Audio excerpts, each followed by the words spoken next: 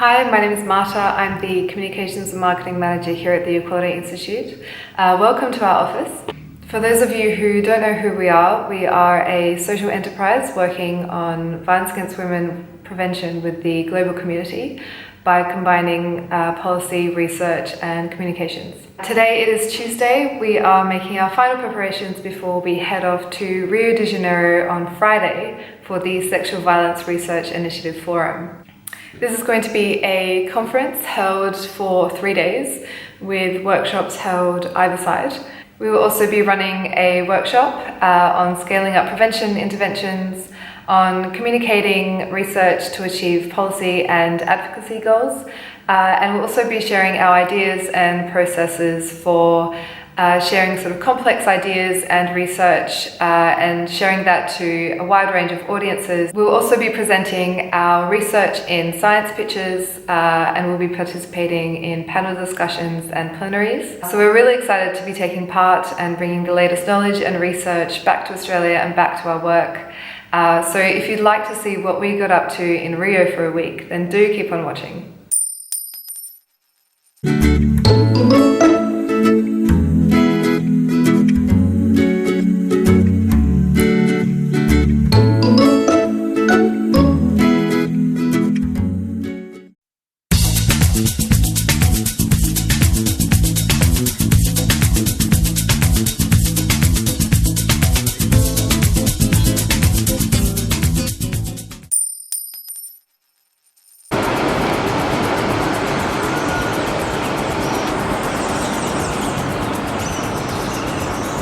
Good morning. It is now Sunday. We've arrived in Rio. We were traveling for a good 35 hours, so we're all feeling a little bit rough, but that's okay. I also did get to see the sunrise this morning thanks to jet lag.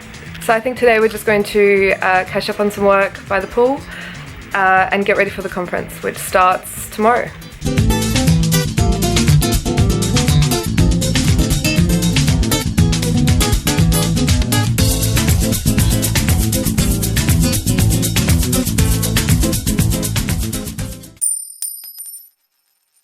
Good morning, we have got our lanyards. It is Monday morning and we are ready to SBRI.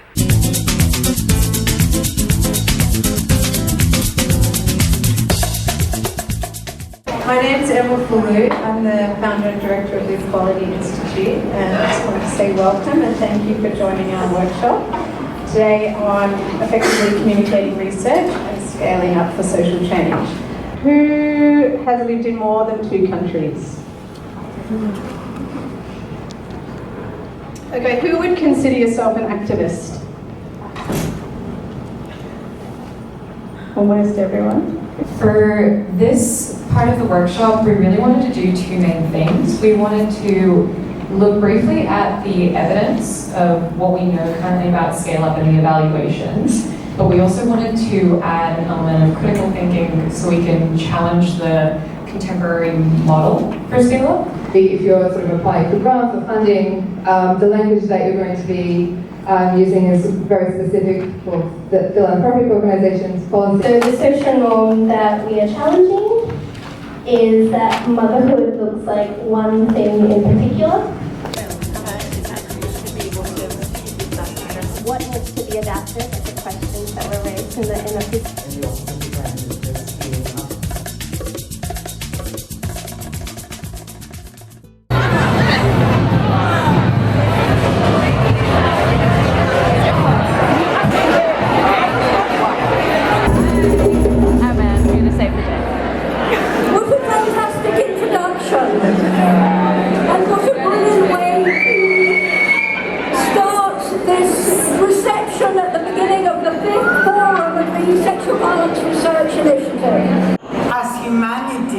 as our agenda, the 2030 agenda for sustainable development, is not optional, it's not aspirational. We must spare no effort to put an end to this scourge once and for all. Women and girls need these changes to happen quickly and ensure that we all, women and girls, can live lives free of violence. Thank you very much. It's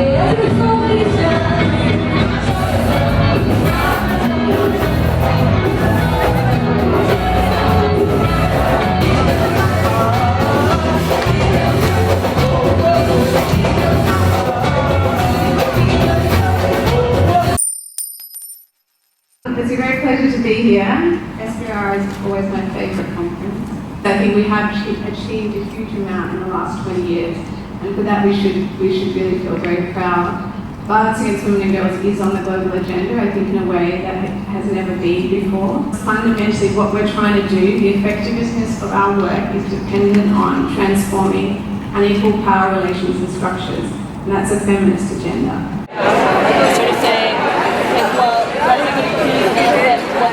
So we just had our meeting over lunch discussing ethics in research, and now we're going to go to our next panel.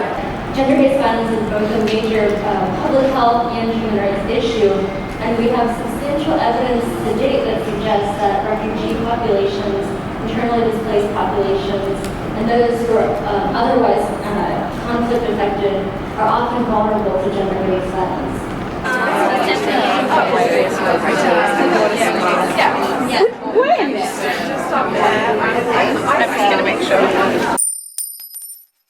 How are we doing today, Scarlett? We are day 3 of SARI, loving every second, selling lots of merch, learning so much. Having a great time. Sounds great.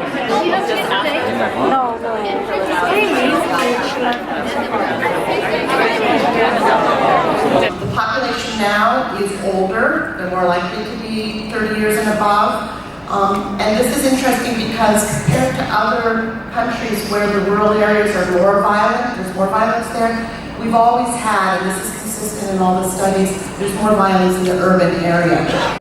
Our director, Emma Fulu, is about to be chairing a panel on sexual harassment, which should be really good.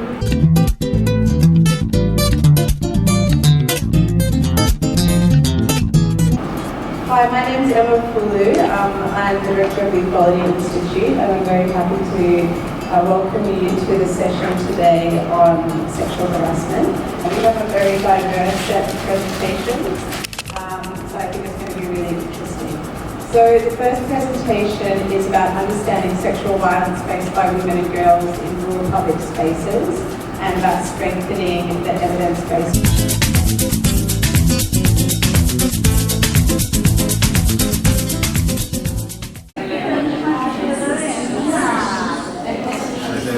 Well, hey there, Nishi. Hi. How's your afternoon going? It's going really great. It's been wonderful being here, meeting all of these amazing people, connecting with the people we actually work with in the field. I couldn't be happier. Here we are.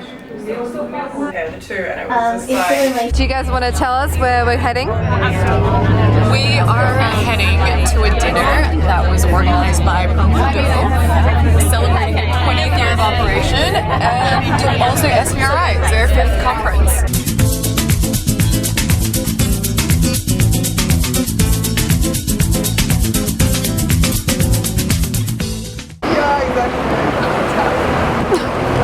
Here we are on the streets of Rio for the first time outside of the hotel. Basically true. Exciting time, look at the street art.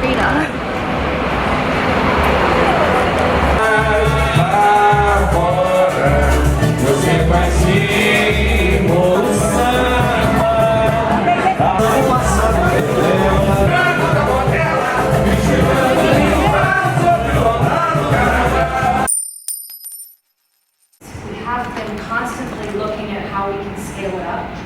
So we have in South Sudan added 3 additional communities, and in Somalia we're looking at adding 2. We're looking at 3 main components. The strengthening of service providers, which Wendy spoke of briefly. So here, of course, as we know, in any type of prevention work or any work on social norms, we need to ensure that the services are in place should survivors come forward. And then the other key component, again, as Wendy highlighted, is that we want to ensure that the service provision that is available on the ground is safe for survivors coming forward. Just sitting here minding the stall. Look at this view.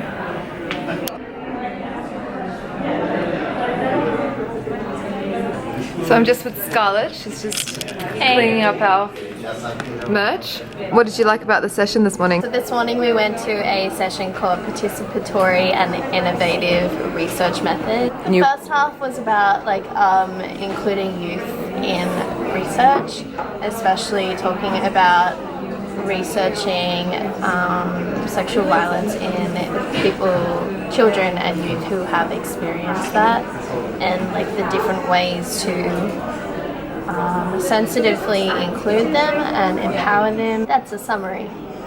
Thanks, Scarlett. Our research associate, Sarah McCook, is about to give her science pitch. So I'm going to go and show you a little bit of that. Hi, my name's Sarah McCook and I'm a researcher with the Equality Institute. While family violence takes many different forms globally, our understanding of the patterns, prevalence and drivers of family violence among diverse communities, including Indigenous peoples, remains under-researched and often overlooked. Through the research, we found that across different populations and groups, societal level factors such as structural discrimination and inequality set the underlying social context in which family violence takes place. For Aboriginal and Torres Strait Islander women in Australia, this includes the history of colonial violence, forced assimilation, criminalisation and endemic racism. These factors marginalise Indigenous Australians and intersect with other factors at other levels to increase the risk, severity and frequency of violence. They also contribute to the exclusion of Indigenous Australians through our response services and prevention initiatives. And with ongoing discrimination by police, survivors experience stigma, silence and social isolation. Across the country, Indigenous women are 5 times more likely to experience physical violence, 3 times more likely to experience sexual violence, and 11 times more likely to be the victim of homicide compared with non-Indigenous women. And this includes violence perpetrated by both Indigenous and non-Indigenous men, by both partners and non-partners. These numbers paint a fairly devastating picture of the situation for Aboriginal women in Australia, and yet their voices and their rights are largely absent from discussions such as these. Our work should address gaps in the evidence, but it also needs to recognise and challenge intersections of gender, race, and other forms of power and oppression. Thank you.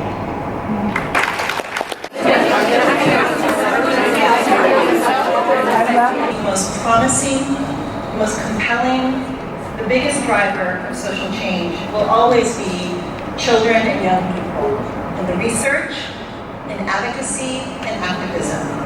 Nothing ever can replace the power of authentic voice and the lived experiences, no matter how old you are or where you come from. So I raise my voice and tell them, encourage me at least. Empowerment is more than darkness and false satisfies.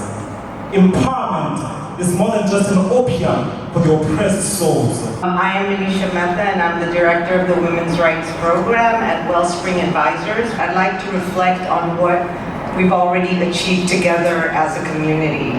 I think that we have a lot to celebrate, which is evident from what we've seen here and heard at the forum.